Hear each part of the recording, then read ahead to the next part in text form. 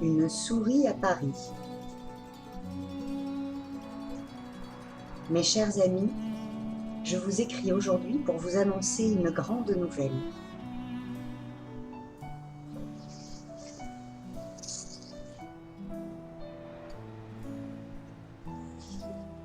Demain matin, je m'envole de la colline pour un grand voyage. Un très grand voyage qui me mènera jusqu'à Paris.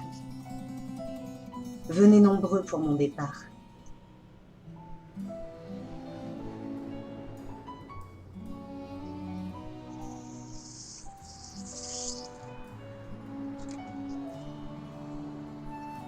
En effet, depuis des jours et des jours, je fabrique en secret une montgolfière. Ce drôle de ballon va me faire voler dans les airs. De ma petite nacelle, je vais pouvoir observer la terre et le ciel. J'ai hâte de m'envoler au milieu des nuages.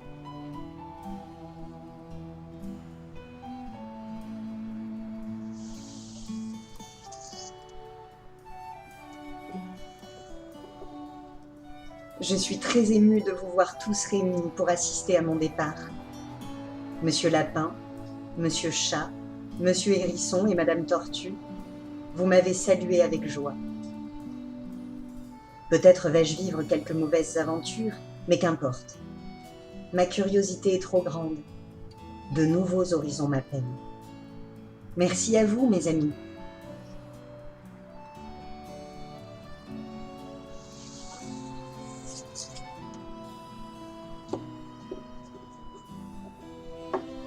Que ce monde est beau, vu de là-haut. Dans cet immense ciel, parsemé de nuages, les rayons de soleil chatouillent le paysage. Je m'émerveille devant ces champs de fleurs, ces forêts aux arbres majestueux, avec une rivière qui serpente au milieu. À très bientôt, les amis!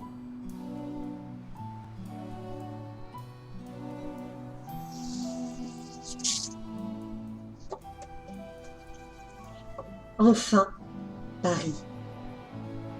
Mes chers amis, depuis quelques jours, mon petit ballon suit un large fleuve qui traverse les prairies. J'ai pensé qu'il s'agissait peut-être de la Seine. Alors, j'ai allumé au maximum les gaz de ma montgolfière pour arriver sans tarder à la capitale. Et ce matin, quelle surprise! Me voilà à Paris. Ah, Paris.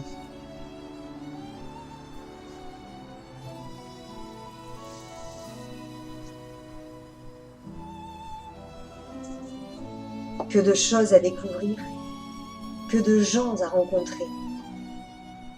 Les premiers Parisiens que j'ai vus sont bien étranges. Leurs visages se trouvent accrochés sur le plus vieux pont de la ville, nommé bizarrement le Pont Neuf. Ces têtes sourient, grimacent, pleurent. En tout cas, je suis très contente de saluer ces gens-là.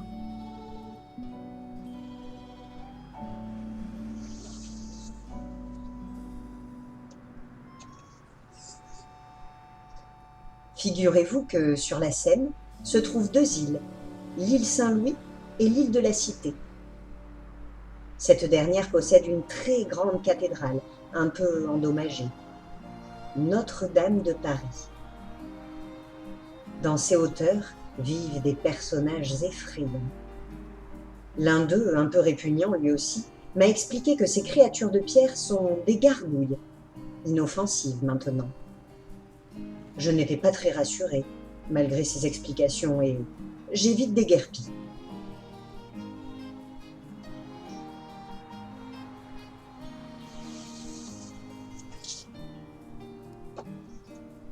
Les amis, je suis toujours à Paris. Mais pour la première fois de ma vie, j'ai osé m'approcher d'une place nommée Châtelet. Ne vous inquiétez pas, je n'y ai pas trouvé de chat. Pourtant, on raconte qu'un gros chat jaune se cache sur cette place. Peut-être s'amuse-t-il avec les spectateurs qui sortent des théâtres le soir?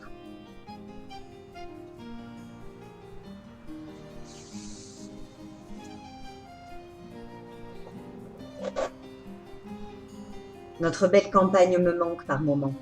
Alors, pour respirer un peu, j'ai demandé à un passant où je pouvais trouver un champ. Ce Parisien m'a indiqué la direction des Champs-Élysées.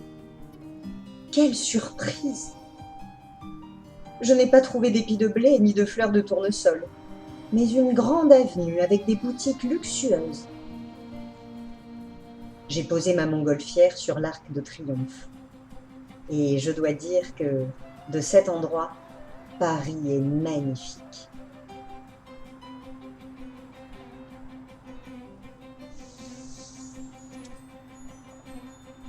Puis, dans le jardin des Tuileries, une petite fille nommée Zazie m'a déclaré que la seule chose intéressante à voir à Paris était le métro.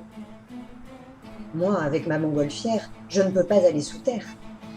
Mais Zazie m'a dit qu'il existait des stations aériennes au nord de la ville. J'ai donc volé jusqu'à la station Barbès-Rochechouart. Une foule de gens se pressaient pour entrer dans ces wagons. Sur le quai, un vieux rat m'observait. « Toi, si tu souris, c'est que tu n'es pas d'ici. Viens, je te paye un café pour te montrer les recoins des titis parisiens. » Je l'ai suivi.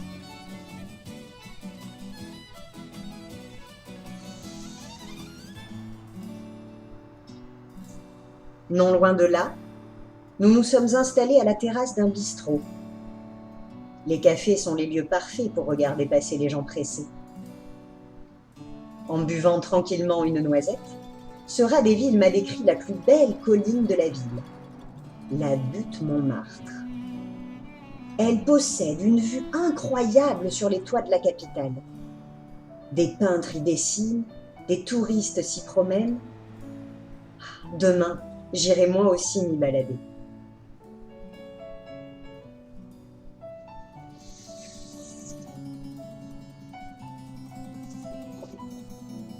Mes chers amis, le vieux rat avait raison. La butte Montmartre est un lieu incroyable. Moi qui pensais ne plus voir de champs ou de prés avant longtemps, voilà que ma montgolfière se pose entre des vignes. En me promenant dans les ruelles de la butte, j'ai découvert un drôle de cabaret dans lequel un lapin dansait et chantait. Le lapin agile. Il était très amusant et connaissait des tas de chansons sur son quartier. J'ai passé là une merveilleuse soirée.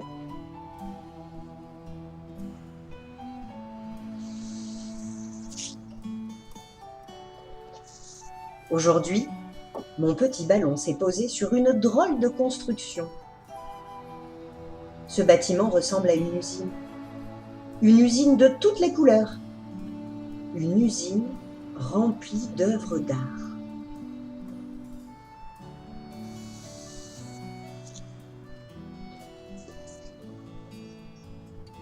Des dessins de Kandinsky, des peintures de Picasso, des sculptures de Brancusi et des gravures de Miro. Mes yeux se sont remplis de ces magnifiques œuvres. Jamais je n'avais vu de choses aussi drôles, aussi belles et aussi intrigantes. Après toutes ces émotions artistiques, j'ai eu besoin de trouver un endroit pour me reposer.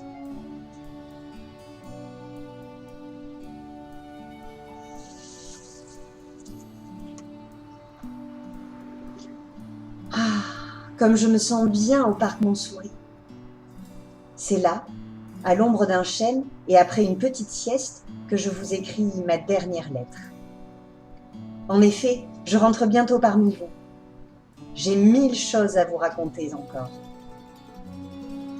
À très bientôt les amis. Signé La Souris.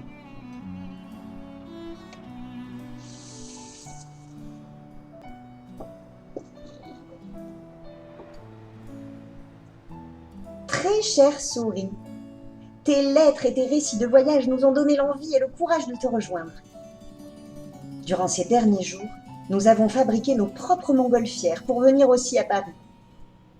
Nous serons tous réunis pour voler ensemble au milieu des nuages et découvrir de nouveaux paysages. Alors, à très bientôt.